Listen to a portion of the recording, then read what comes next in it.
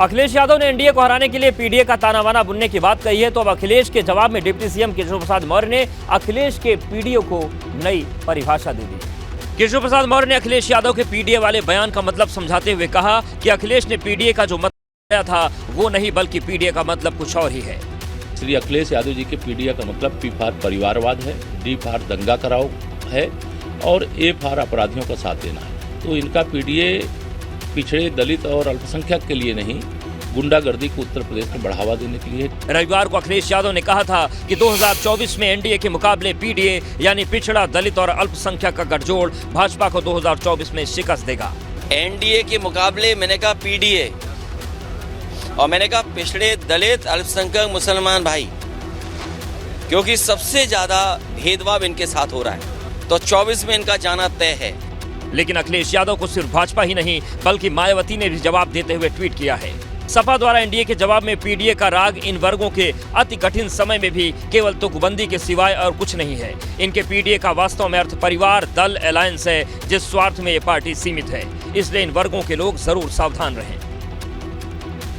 एक तरफ अखिलेश यादव पूर्वांचल और अवध में भाजपा को घेरने का प्लान बना रहे हैं, तो दूसरी तरफ जयंत चौधरी पश्चिमी यूपी में भाजपा की घेरेबंदी में जुट गए।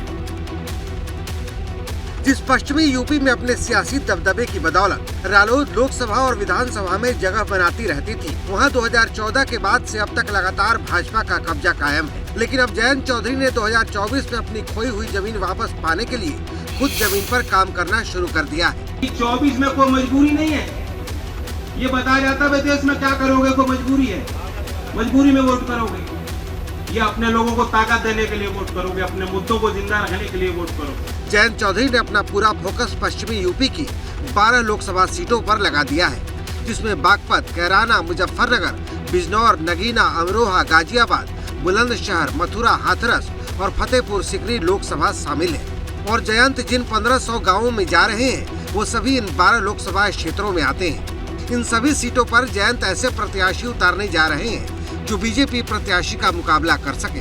बड़े नाम होंगे, बड़े चेहरे होंगे जो भारतीय जनता पार्टी को धूल चटा सके, उसके लिए सारी तैयारी चल रही है। मंथन भी चल रहा नामों पे, लेकिन फैसला तो वही लेंगे, वही बता पाएंगे। नए नए प्लान बनाकर लाए जा रहे हैं, वो सभी इसी प्लान 12 का हिस्सा है, जो कहीं ना कहीं बीजेपी की टेंशन बढ़ाने वाला हो सकता है।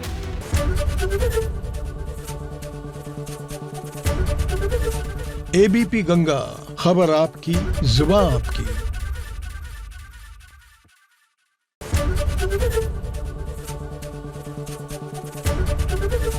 एबीपी गंगा, खबर आपकी, जुबान आपकी।